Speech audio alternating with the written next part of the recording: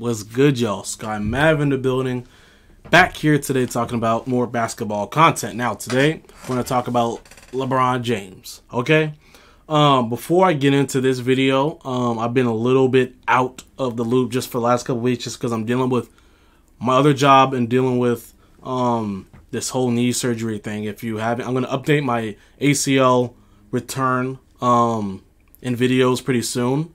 And also, I might talk a little bit about the Blazer Fan Fest, just only because I got such good seats to it, and I was really close to the players. I recorded a lot of cool things and cool interactions between the players. But anyway, just mentioning quickly before I go into this video, I saw an article about LeBron, not an article, just a clip from Enes Kanter talking about LeBron James and wanting him to be the spokesperson for players getting vaccinated, okay? I'm not even going to go into that. I had an argument with somebody over Twitter about this. But at the end of the day, it's not anybody's business to be out whether you're going to get vaccinated or not. But things are different, of course, when you have the money and the stature of some of these NBA players. So people are not really taking that into effect and kind of being like, okay, any normal person would, okay, but these people are not normal people, particularly just because of their notoriety and status, and that can't be ignored as much as they want to hide from the public eye at times.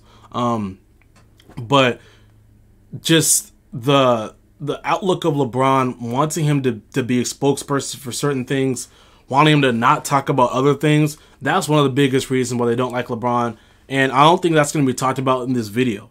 So just getting that out there, just how much LeBron is, he notices his platform. A lot of people don't want him to do that, or they want him to use his platform for what they want. At the end of the day, LeBron's going to be LeBron, and he's going to do whatever he wants, like it or not. And I'm on LeBron's side for almost anything that he does in terms of this, using his platform. Because just knowing that the opportunities that he's given so many people, and even those same people that are given these new opportunities because of LeBron, are spitting in his face and talking crazy about what he's been able to allow athletes to do. So I think Baron Davis said this on he had an interview on Fubu Sports with Gilbert Arenas. He said it clear as day. We need to be treating LeBron like Barack Obama. I don't know about that, but just the disrespect that they treat LeBron with is just absolutely ridiculous, knowing how much he has pushed forward the narrative in a good way for African Americans, for other people, like a Barack Obama has. And I think that's what he was going for. And right now, it's just getting ridiculous how negative people talk about LeBron. Even these old heads who just talk about him bad for a basketball standpoint, you got to get better. You got to, oh, we're not, you guys need to stop being so soft, or, you know, we're not being haters. Grow up. We know what you guys are talking about. We know the reason why you guys are talking down on LeBron. If you guys don't know the reason, I'm sure we'll get into it with this video. This is by mj2k all day. I think that's the name of this video, or the name of the content creator. I'm subscribed. I've been subscribed for a while. He's a good content creator.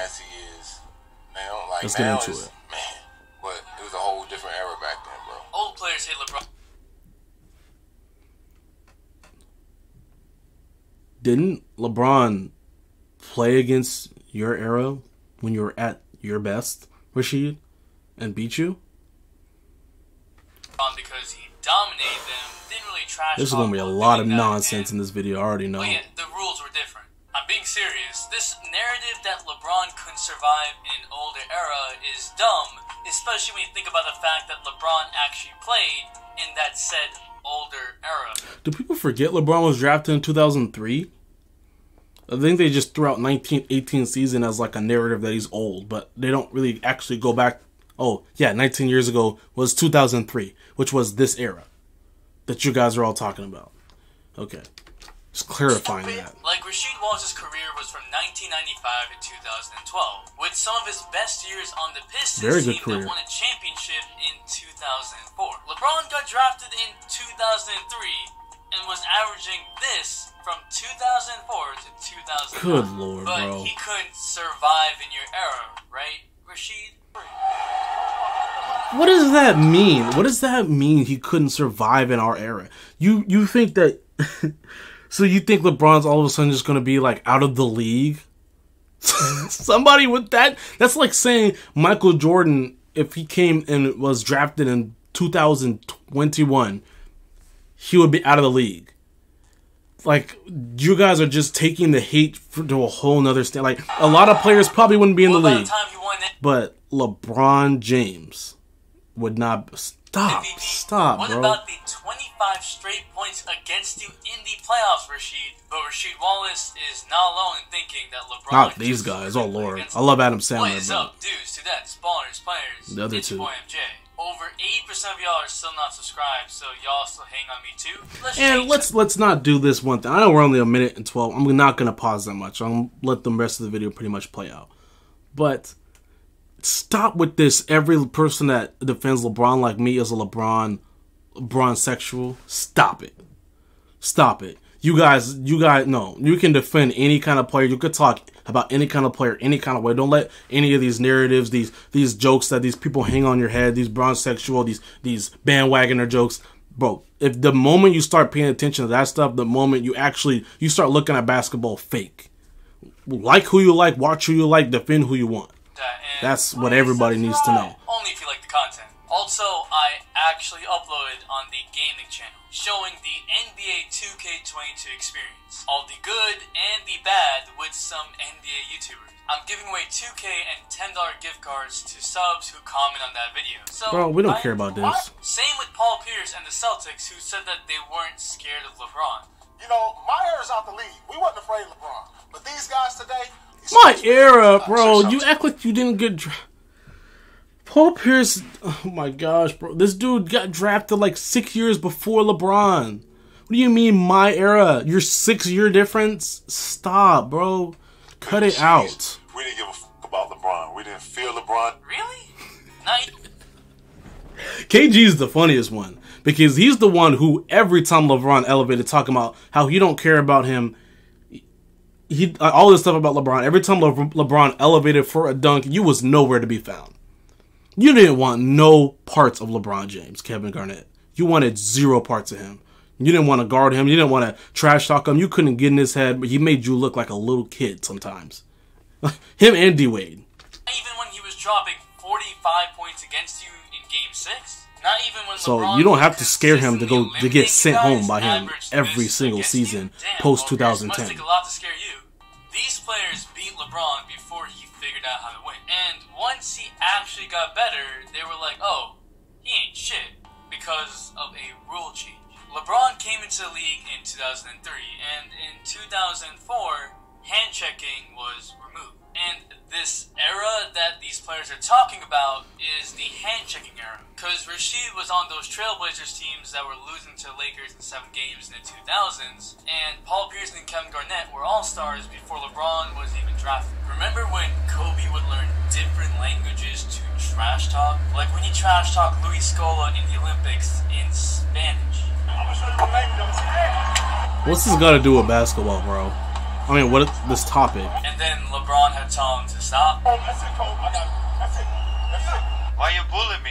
You can do that too with these sponsors. I knew it. I knew he was about to throw into some sponsor stuff, bro. You're not about to get me. You ain't about to catch me on none of that. Good job, though. Good job. That was slick. Back to the video. The Pistons did beat LeBron when he was young. The Celtics did beat LeBron when he was young. Jordan said that the only players post-2010 that could survive in the 80s and 90s are LeBron, Kobe, Dirk, and Tim Duncan. Stop it, MJ. Stop it. Stop it. There's only 4 players past 2010 that could play in your era. So who's guarding Zach LaVine in your era? Who's guarding Zion in your era? For real, like these freak athletes, you got who is stopping them in your era? You guys are gonna knock them down and send them to the free throw line? Yeah, Zach LaVine is 89% from there. He's gonna knock down his free throws. So what are we saying here? There's only 4 players that could have survived in 2010. When I get to meet one of these players, I'm gonna ask them what's the definition of survive mean to you? They're not gonna average 40, but they'll average 30, I'm sure.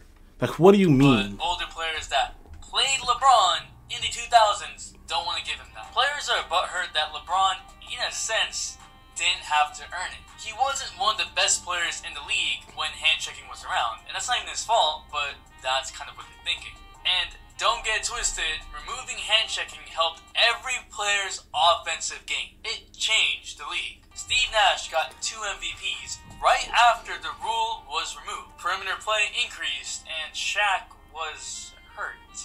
Nash beat me out twice. I mean, I remember those 2 MVPs. One of them was controversial, but... And, of course, LeBron got better from his rookie season. He got more experience, and as a rookie, he was already really good.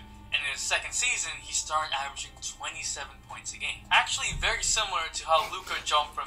He started averaging Here's the thing. Alright. So see this move right here. I play against people at the park all the time who think hand-checking is still a thing. Grown men. Big men. Alright? So, I understand what hand-checking does and what it takes away and what it, the advantages it gives to a defender. There is no defensive player, when even allowed the hand-checking rule, that's going to stop this. 7 points a game. Actually, very similar. 0. None at all. If you give me that Dennis Rodman stuff, 6'7", 210, bro. He is a little kid compared to LeBron James, bro. Stop. You guys were not bigger, you were not stronger, you were not faster, you were not more skilled. So hand-checking did not take away from the game back then, of course. It takes away from the game now if you were to hand-check, because players have gotten so good, you cannot put them in a box. If you hand-check, then none of these kids are going to be learning there ain't going to be no Trae Youngs, there ain't going to be no Stephen Currys. These guys who have propelled the game with their ball handling skills. I mean, they will still be in the NBA, but the newer generation of those smaller guards who are skilled, who we look up to, and anybody can be them, the Kyrie Irvings and such like that. If you put in hand checking, all you're doing is just taking away from the creativity of the game. You're not. I mean, of course you're letting offensive players get away with a little bit more, but you would be making the game a lot less enjoyable if you had the hand-checking rule in this era. Too much skill. There's too much skill. And there's other ways to limit this ball handling. The non-touch. Everybody says the NBA is non-touch right now. That's nonsense. But it's physical still. But there's other things they could do to do that without the hand-checking, but still. Come on, the creativity right now is so amazing. Guys like Dennis Rodman think that LeBron would have been an average player in the 80s and 90s. I just talked about your little self, bro. Get out of here, Dennis. Couldn't hang with us, comments. Rodman and you really think Dennis Rodman has ever actually sat and watched LeBron play? Really? Think about that. How many of these actual old dudes actually care enough to watch today's game? And then we just take their word as if it's the Bible. Stop. They don't know what they're talking about.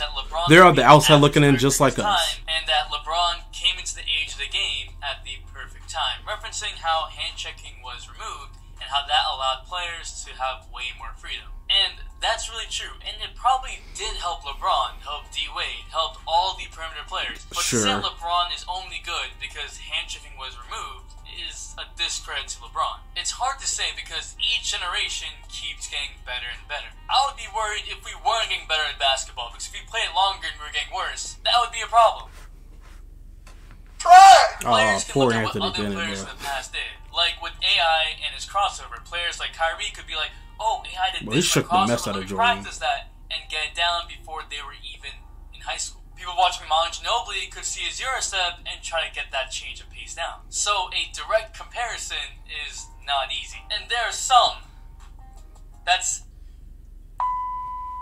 Get it out. There are some that say that Romeo Langford is better than Kobe.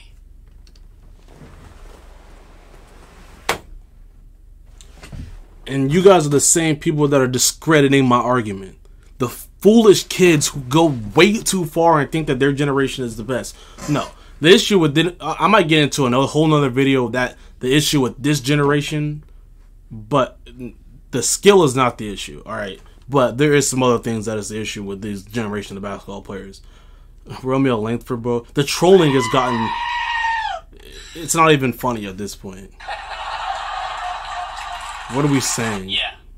That's what we've gotten to. I want to roast them. but I'm not even gonna acknowledge it. Take legacy away for just a minute. Great players adapt, and the game is different now. That is very true. He didn't even talk about LeBron anymore.